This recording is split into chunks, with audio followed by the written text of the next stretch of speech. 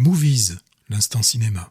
Hervé, donc, parle-nous de ce légionnaire sur le dance floor. Oui, c'est Disco Boy, titre assez vendeur, catchy et belle affiche violette, assez intrigante pour ce premier film franco-italien écrit et réalisé par un certain Giacomo Abruzzese. Ah, je le redis parce que c'est joli ça. Giacomo Abruzzese. C'est vrai, t'as fait italien troisième langue, c'est ça? Alors ça, j'ai vu ça à la Berlinale 2023 où il était en compétition.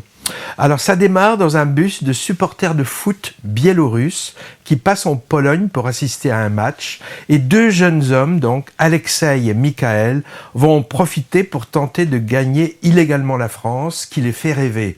En particulier, ce qui les fait rêver, c'est le Bordeaux et le Camembert. Alors Alexei va passer des tests de sélection pour s'engager dans la Légion étrangère, moyen d'obtenir des papiers français quand on a servi 5 ans dans ce corps d'armée. Une partie du film est d'ailleurs consacrée à l'entraînement intensif, et pour l'antimilitariste que je suis, c'était assez éprouvant, mais intéressant quand même. Ça m'a rappelé le film de Claire Denis qui s'appelle Beau Travail, où on était immergé aussi dans la Légion.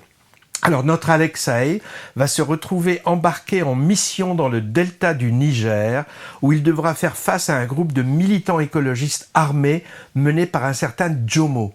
Et là, il va se passer des choses dans cette jungle africaine.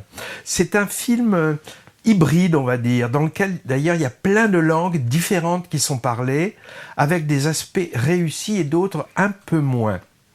Ce qui est très original, c'est l'aspect formel du film, avec par moments des images assez hypnotiques, fascinantes, en particulier lors des scènes de nightclub. Ouais, il y a donc un peu de discothèque dans Disco Boy, avec d'ailleurs une bande originale signée d'un musicien connu de la scène techno française qui s'appelle Vitalik.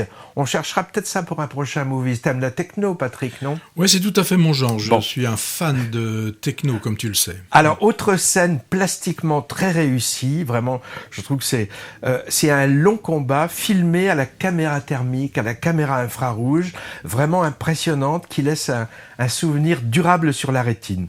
Alors, ce qui passe un peu moins bien, c'est la tournure un peu ésotérique, chamanique, que prend l'histoire vers le milieu, qui m'a paru assez artificielle et peu convaincante. Il y a aussi un léger sous-texte politique à ce film, avec l'évocation de la France-Afrique, qui n'a pas tout à fait disparu, et son bras armé que constituerait la Légion étrangère. Alexei, c'est Franz Rogowski, danseur et acteur magnétique, assez connu en Allemagne, au charisme inquiétant et qui gagne de plus en plus en notoriété. Je pense qu'on va en entendre beaucoup parler de celui-là. Il a déjà tourné avec Michael Haneke, avec Terrence Malick, et on va le retrouver bientôt aux côtés d'Adèle Exarchopoulos dans un film allemand.